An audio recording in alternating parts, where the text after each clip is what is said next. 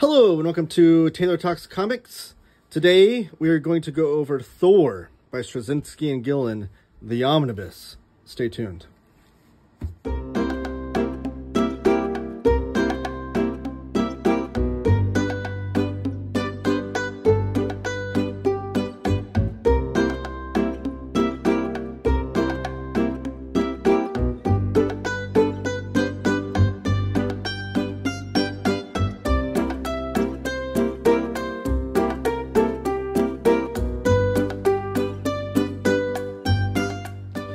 Alright, this episode is being brought to you by OrganicPriceBooks.com, one of the best places to buy your comics and graphic novels. If you do so, I've got promo codes for you.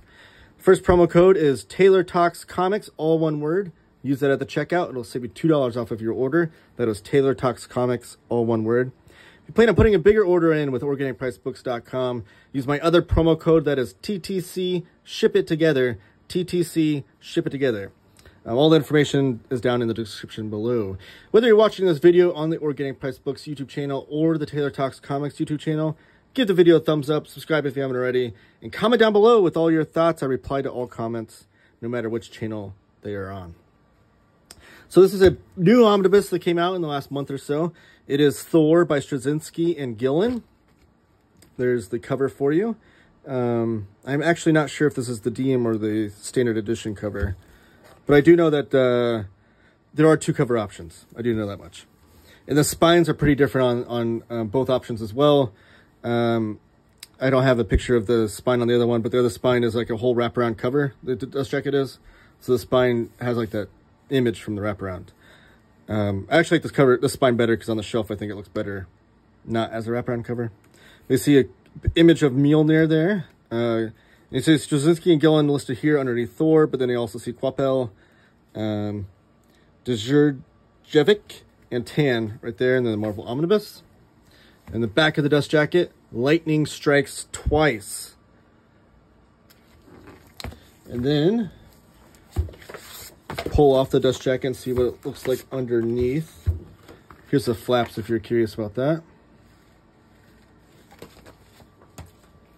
And then here is the cover. It is a wraparound cover. Let me try to carefully open this. We could see Thor on the cover, a bunch of lightning bolts on the back. So this is an expanded omnibus. The Thor by Straczynski omnibus has previously come out. It was only about 400 pages as a real thin omnibus. It was voted on in the reprint poll over at New York Edition to be reprinted, and when they did it, they packed it in with all the Kieron Gillen run, as well as the Siege event, which is really great.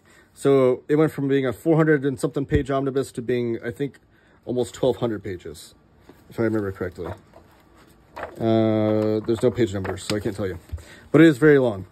So they packed in a lot of things. Also the Beta Ray Bill Guide Hunter 1 through 3, the Kieron, like I said, the Kieron Gillen Thor run, the Secret Invasion issue, New Mutants number 11, in the Siege event with Siege Loki. So all that has been added to this omnibus that wasn't in the previous printing. But it begins with Fantastic Four issues 536 and 537. That is where Thor comes back. So if you're not familiar with the timeline of events for Marvel, Thor came back in the Heroes Reborn, or Heroes Return series, I'm sorry, by JRJR was the artist on that, and who was the writer? Dan Jurgens was the writer on that one. But then Thor, I don't want to spoil anything, but he was gone for a few years. Even out of Marvel continuity, there was no Thor comics coming out. There was no Thor, the character, appearing anything. Great image of Big Grim trying to pick up Mjolnir. Until now. And so they tried to get a number of different writers to bring him back. I think they asked like Neil Gaiman.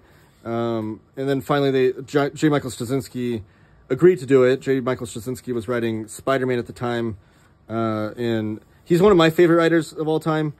I really enjoy his, I love Babylon 5. It's a great TV series, as well as he did a great Twilight Zone series, which I think I have a video on. One of my earliest videos on the channel was JMS's Twilight Zone comics. He also did what was it called? Supreme Power?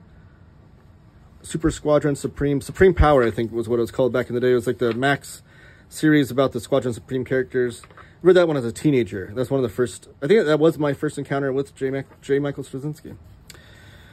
But he brings Thor back, and the way he does it is that in the Fantastic Four issues, they find Mjolnir, the hammer, and they're trying to figure out why it came back and why it's here, because during the midst of all this, the Civil War event, like the original Marvel Civil War event is happening, where they're trying to get the Superhuman Registration Act going. So you'll see an encounter with Iron Man here, who's in favor of superheroes having to register. Obviously, Captain America was on the other side of it. So he's talking to Thor about registering and trying to get him on their side because he is a god, and they don't want to have him not on their side. Basically, Thor just says, that's none of my business. That's between you guys. I don't want to be any part of that. So he's not saying whether he's in favor or against it. But he does need to rebuild Asgard, because Ragnarok happened at the end of the Jan Jurgens run. Ragnarok's happened in a few different runs, and Thor, it's kind of like their Ragnarok in the Norse mythology, which I did do a video on Norse mythology by Neil Gaiman and P. Craig Russell. You can check that out. That's actually an earnest retelling of the actual Norse mythology that's been around for thousands of years. Marvel uses the Norse mythology with the Thor comics and takes the liberties with it.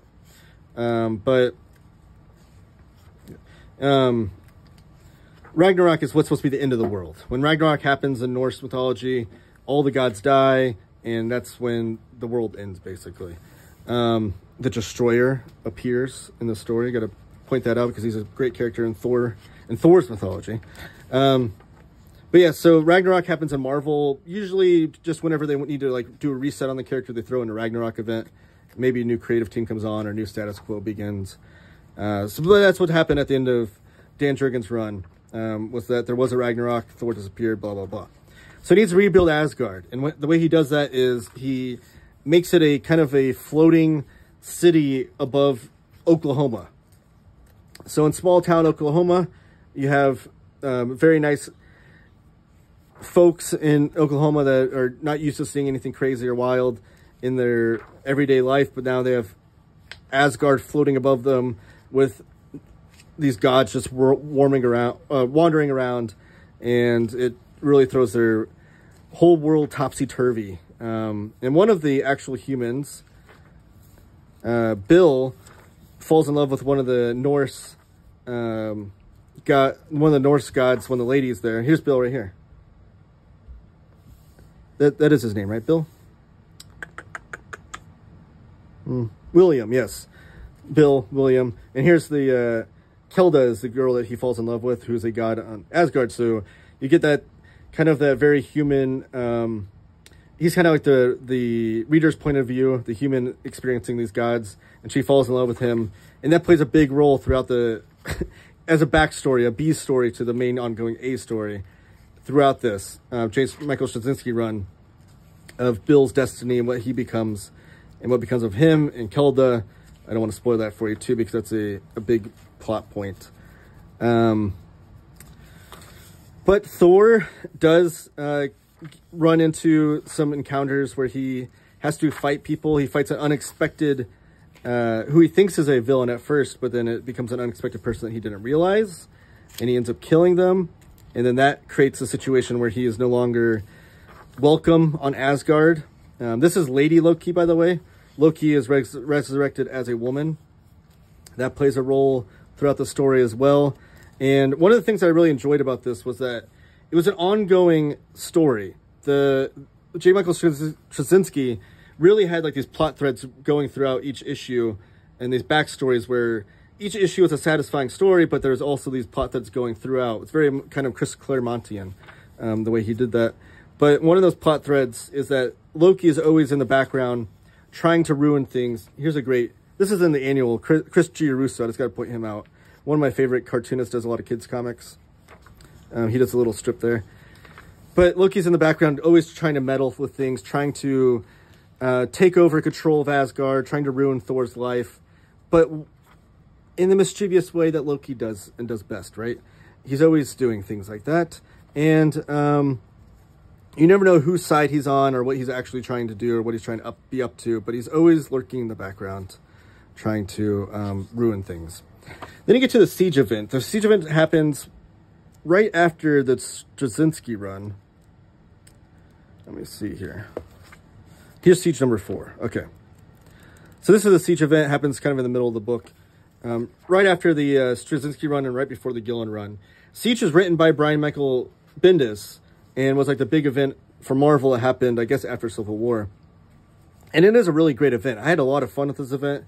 It actually had a lot of, like, it felt like it had like real stakes involved that was going to actually affect the Marvel Universe. Sometimes these events feel like, okay, like nothing's going to actually happen and nothing's going to actually change for the Marvel Universe, so why am I reading this? Not the case. It felt like Siege really did have a lasting impact. And you get to see some of the cool Marvel characters like Iron Man and Captain America appear throughout it.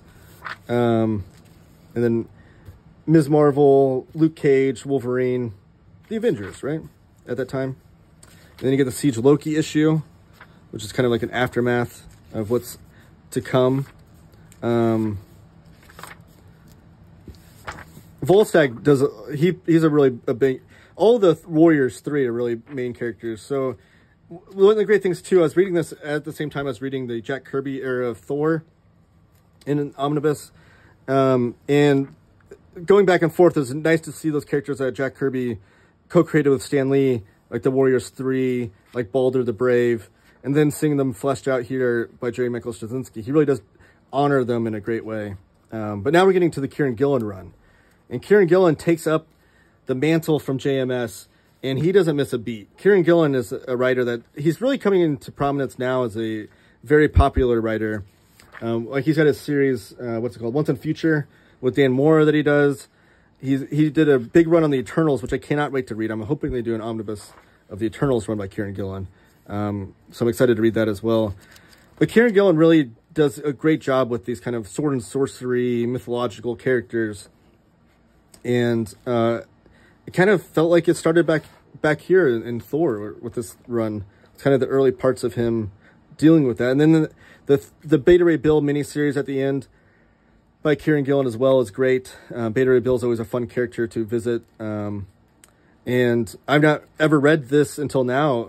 My encounters with Beta Ray Bill have been the Walt Simonson run where he debuted, and then the Dina Warren Johnson run. So, but yeah, here are the variant. So here's all the back matter. Here are the variant covers we got in the back with some pencil pages. Olivier Coipel, Ed McGuinness, Lee Bermejo. That's a great cover right there. Anytime, Arthur Adams, anytime they use the lightning as a very stark white against everything else, it's a great usage of color there. Laura Martin, great colorist. She colored on the Planetary. It was the first series that I remember reading her name as a colorist. Patrick Zurcher. David Finch. Asad Ribic, who would go on to do some of the pages in the Jason Aaron run. Which I guess is important to note too. Well, first, here's the Thor 600 is in here. And they have the cover gallery of all 600 issues of Thor, which is really cool.